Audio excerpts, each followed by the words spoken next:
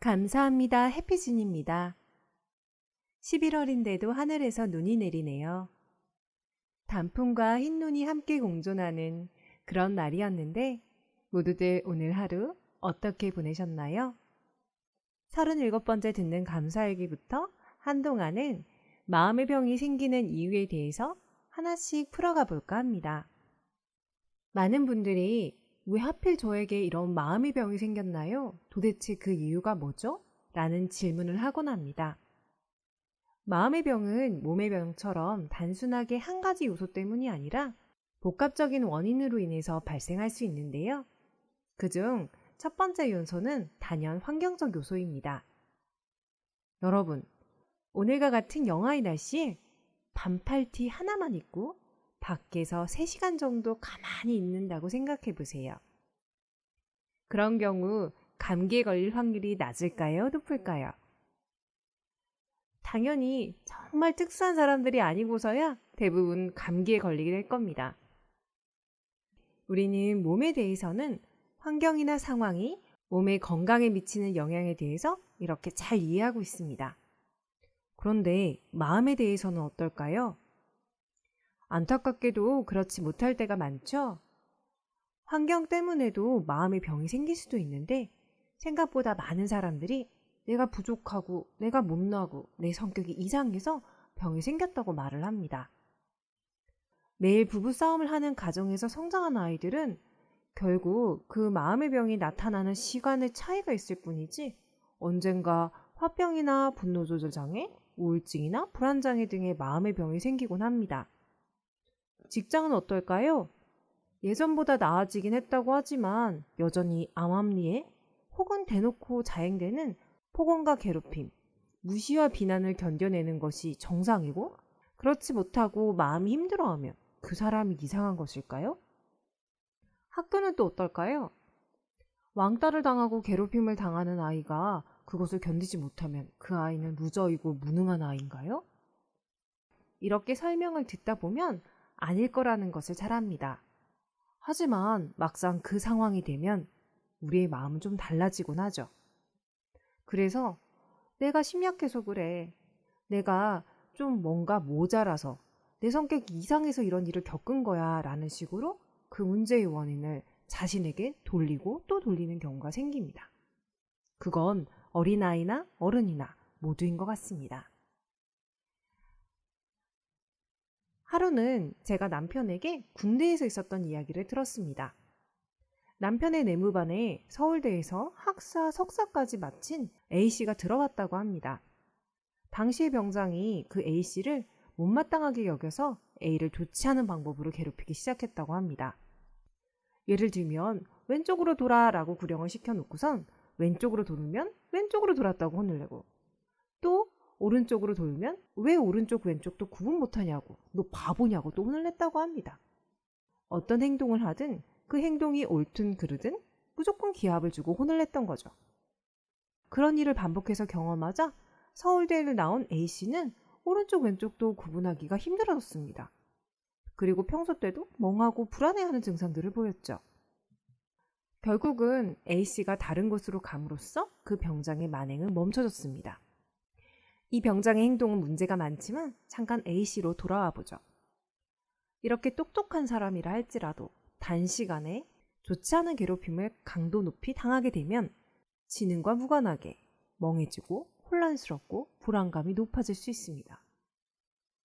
물론 모든 일들을 주변 탓, 환경 탓으로 돌릴 순 없죠. 하지만 힘들 때 한 번쯤은 스스로에게 이렇게 물어봐 주세요. 만약 그 일을 겪은 사람이 내가 아니라 내가 좋아하는 친구 또는 내가 사랑하는 가족이라면 그때도 나는 그 사람에게 네 성격이 문제야. 네가 나약해서 그래. 너가 부족해서 그런 일 당하는 거야. 라고 말씀하실 수 있을까요? 순간 속상한 마음에 그런 말씀을 하실 수는 있겠지만 그것이 진심이라고 생각할까요?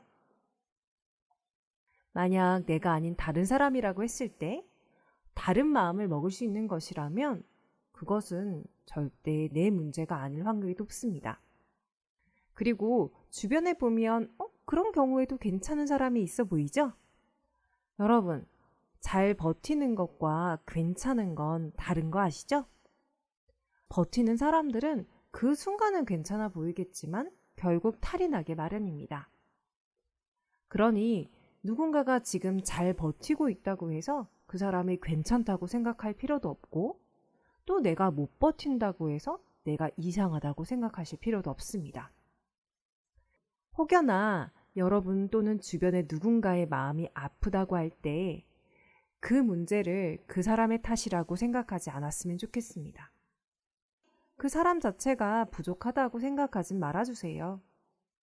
그리고 또 하나, 그 사람이 생각보다 오랫동안 힘들어하게 될 때 우리는 그 사람을 더 이상 이해하지 않고 비난을 할 때가 많습니다.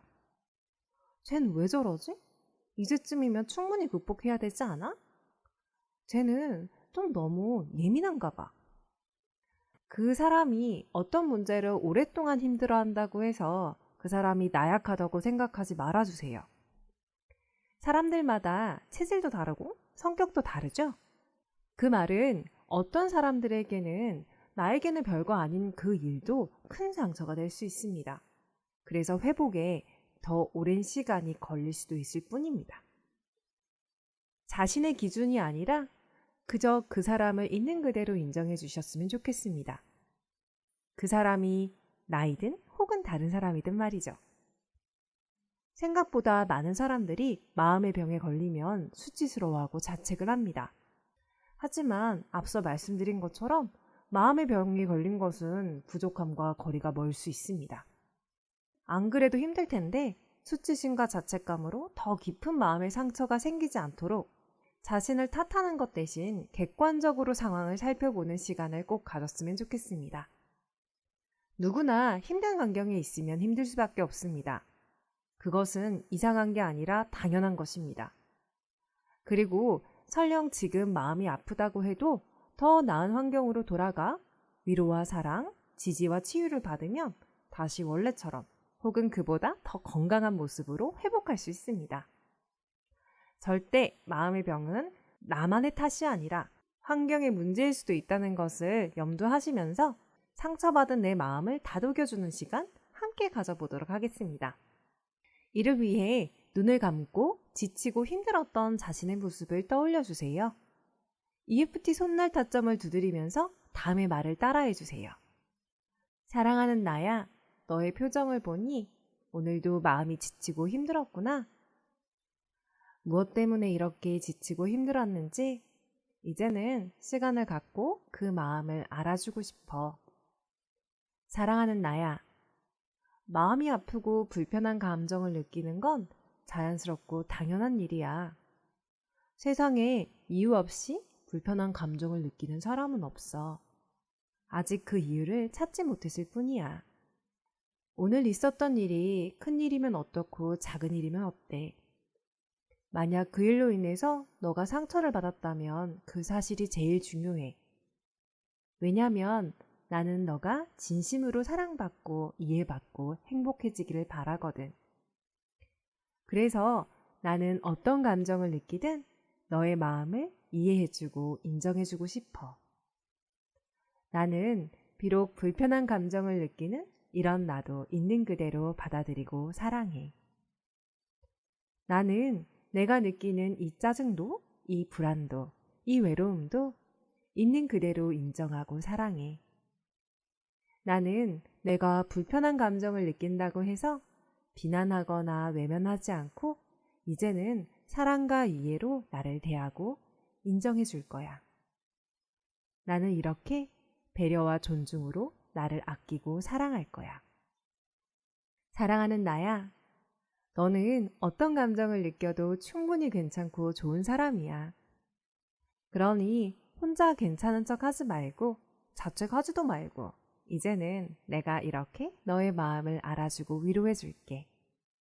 이제는 내가 이렇게 너의 편이 되어 너를 아껴주고 사랑해 줄게. 그러니 사랑하는 나야, 이제는 너도 좀 더 편안해지고 행복해지자. 사랑해. 천천히 호흡을 하시면서 두 팔로 지치고 힘들었던 나 자신을 안아주는 상상을 해보실 겁니다. 필요에 따라서 불편한 감정들을 EFT로 충분히 풀어주시는 것도 좋겠죠.